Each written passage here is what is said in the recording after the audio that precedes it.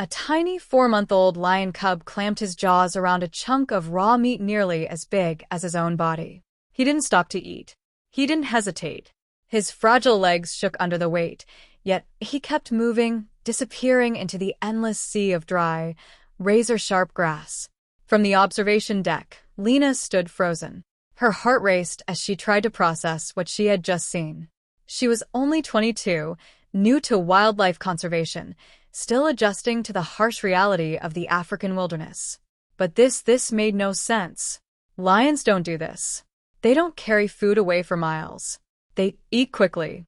They defend their kill. Yet for 3 days straight, this same week, undersized cub would rush in, grab the largest piece of meat, and vanish into the burning savanna. The senior researchers, Dmitri and Olga, brushed it off. To survive here, only strength matters, Dmitri said coldly. Olga warned her not to interfere. But Lena couldn't ignore the feeling in her chest something was wrong. On the 4th day, the heat was unbearable. The cub appeared again, slower this time. His breathing was heavy. His paws were coated in dust. Still, he grabbed another large piece of meat. Even as his gums began to bleed, he refused to let go. Then he dragged it straight into the scorched grasslands.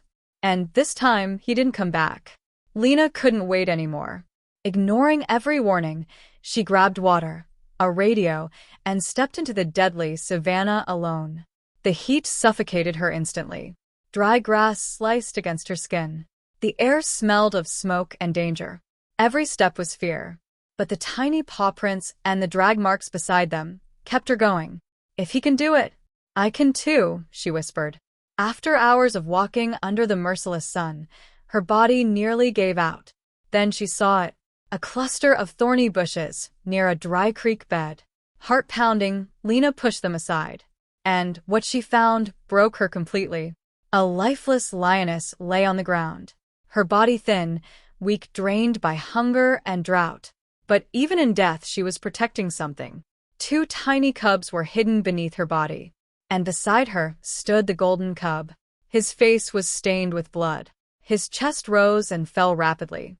He had carried that heavy piece of meat all this way, through heat, thorns, and exhaustion, just to place it in front of his mother.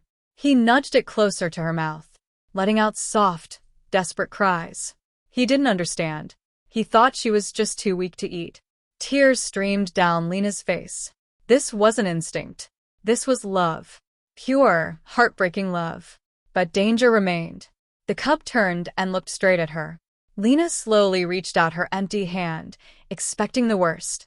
The cub paused, looked at her, then back at his mother. And something changed. Instead of attacking, he let out a weak cry, stumbled forward, and collapsed against her, trusting her completely. Lena gently covered the 2 smaller cubs with her shirt to protect them from the sun. Then she picked up the golden cub, holding him close. He buried his face into her neck, as if he knew he was finally safe. With all 3 cubs in her arms, Lena began the long journey back. Every step was pain. Every breath was heavy. But she didn't stop. When she finally emerged from the tall grass, the entire camp fell silent.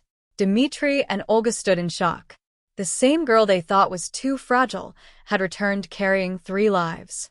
Months later, everything had changed. The rains returned. The land turned green again.